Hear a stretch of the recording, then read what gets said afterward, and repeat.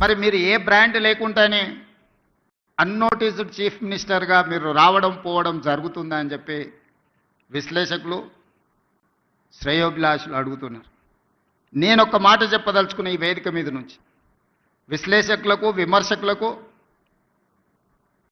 ఈ రాష్ట్రంలో ఉండే ప్రజలకి young India is my brand. I wanted to create an brand that is called young India. 1000 సంవత్సరాల చరిత్ర కలిగిన మానవుల కోసం దేశాలు సరిహద్దులు అనేటివి కృత్రిమంగా మనం సృష్టించుకున్నవే.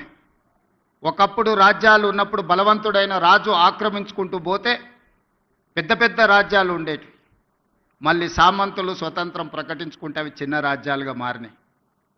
రాజ్యాల సరిహద్దులు మనం సృష్టించుకునే.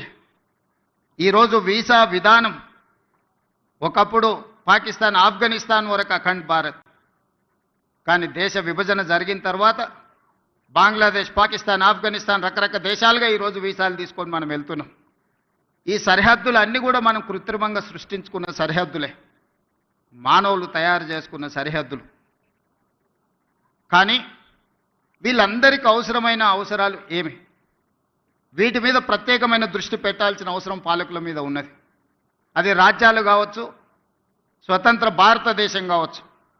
భారతదేశానికి స్వతంత్రం వచ్చి 75 సంవత్సరాలు పూర్తి చేసుకున్నామంటే this is one of the youngest country in the world. స్వతంత్ర భారతదేశంగా 75 సంవత్సరాలు అనేది చాలా చిన్నది.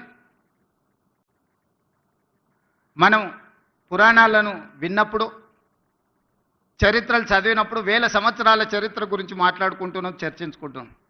1000 సంవత్సరాల చరిత్రలో 75 సంవత్సరాలు అనేది ఒక చిన్న ప్రయాణం మాత్రమే.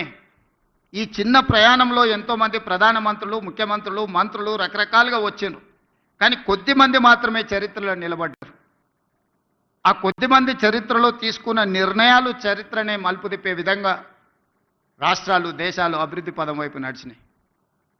క్లోజ్డ్ ఎకానమీ నుంచి open economy, liberalisation, privatisation, globalisation. ఆనాడు మన బిడ్డ పివి నరసింహారావు గారు, తెలంగాణ బిడ్డ, ఈ దేశానికే దార్శనికుడుగా మారి ప్రపంచానికే పోటీ పడే దేశంగా తీర్చిదిద్దినవాడు పివి నరసింహారావు గారు.